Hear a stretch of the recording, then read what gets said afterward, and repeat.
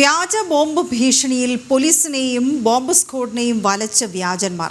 Thiruvananthapuram എയർപോർട്ടിലും railway സ്റ്റേഷനിലും ഉൾപ്പെടെ കഴിഞ്ഞ 2 ദിവസത്തിനുള്ളിൽ ലഭിച്ചത് 7ഓളം വ്യാജ ബോംബ് ഭീഷണി സന്ദേശങ്ങളാണ്. വ്യത്യസ്ത ഇടങ്ങളിൽ നിന്ന് ലഭിക്കുന്ന സന്ദേശങ്ങളുടെ IP അഡ്രസ് കണ്ടെത്താൻ സൈബർ സെല്ലിന് കഴിയുന്നില്ല. 2 മാസത്തിനുള്ളിൽ നടന്ന വ്യാജ ബോംബ് ഭീഷണി സന്ദേശങ്ങൾ പോലീസും സൈബർ സെല്ലും നിസ്സാരവൽക്കരിക്കുകയുമാണ്. ശ്രീനന്ദ ചേരുന്നുണ്ട് വിവരങ്ങളുമായി. ശ്രീനന്ദ, ഈ വ്യാജ ബോംബ് ഭീഷണി സന്ദേശങ്ങൾ അത് പരിശോധിച്ച് കഴിയുമ്പോഴാണല്ലോ വ്യാജമെന്ന് മനസ്സിലാവുന്നത്. പക്ഷെ അതിനുവേണ്ടി എടുക്കുന്ന ഊർജം, ചിലവ് ഒക്കെയും കണക്കാക്കുമ്പോൾ വലിയ പ്രശ്നമാണ്, തലവേദനയാണ് ഉണ്ടാകുന്നത്. പക്ഷേ എന്തുകൊണ്ടാണ് ഈ IP അഡ്രസ് കണ്ടെത്താൻ ഇത്രയും നാളായിട്ടും സൈബർ സെല്ലിന് കഴിയാതിരിക്കുന്നത്? അത് നിസാരവൽക്കരിച്ചു പോകുന്നത് കൊണ്ട് തന്നെയാണോ? കഴിഞ്ഞ 2 ദിവസത്തിനുള്ളിൽ 7 സ്ഥലങ്ങളിലായിട്ടാണ് വ്യാജ ബോംബ് ഭീഷണി പോലീസ് റിപ്പോർട്ട് ചെയ്യുന്നത്. കഴിഞ്ഞ 1 മാസത്തിനുള്ളിൽ തിരുവനന്തപുരം റെയിൽവേ സ്റ്റേഷൻ ഉൾപ്പെടെ നിരവധി പ്രധാനപ്പെട്ട ഹോട്ടലുകൾ, അതുപോലെ തന്നെ കോടതി, എല്ലാ ജില്ലാ കളക്ടറേറ്റ്, എല്ലായിടത്തും വ്യാജമായി ബോംബ് ഭീഷണി ലഭിക്കുന്നത് ഒരു പതിവായി മാറുന്ന ഒരു സാഹചര്യം നമ്മൾ കാണാറുണ്ട്.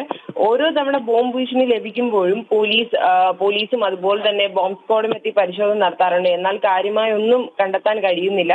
ഈ ഒരു സാഹചര്യത്തിൽ എല്ലാ സന്ദേശങ്ങളും വരുന്നത് എവിടെ നിന്നാണ് എന്നൊരു കാര്യം ചെക്ക് ചെയ്യുമ്പോൾ അതെല്ലാം ഒരേ IP അഡ്രസ്സിൽ നിന്നാണ് എന്നാണ് ഇപ്പോൾ ലഭ്യമാകുന്ന വിവരം എന്ന് പറയുന്നത്. എന്നാൽ ഈ IP അഡ്രസ് എവിടെയാണെന്ന് ട്രേസ് ചെയ്ത് പോകുമ്പോൾ യാതൊരുവിധ വിവരവും ലഭിക്കുന്നില്ല. അല്ലെങ്കിൽ ഈ IP അഡ്രസ്സിന്റെ വിഷയത്തിൽ യാതൊരുവിധ കാര്യങ്ങളും കണ്ടെത്താൻ കഴിയുന്നില്ല എന്നാണ് ഇപ്പോൾ മനസ്സിലാക്കാൻ സാധിക്കുന്നത്. ഈ പ്രധാന ഡൊമൈനുകൾ കണ്ടെത്താനോ അല്ലെങ്കിൽ അന്വേഷണങ്ങളിൽ പുരോഗതി വരുത്താനോ ഇതുവരെ പോലീസിനോ അതുപോലെ തന്നെ സൈബർ സെല്ലിനോ കഴിയുന്നില്ല എന്നത് അവരുടെ ഒരു വീഴ്ച തന്നെയാണ്. ആദ്യഘട്ടത്തിൽ ബോംബ് ഭീഷണി ഉണ്ടാകുന്നത് കാര്യമായൊരു അവരാരും കൈകാര്യം ചെയ്തിരുന്നില്ല.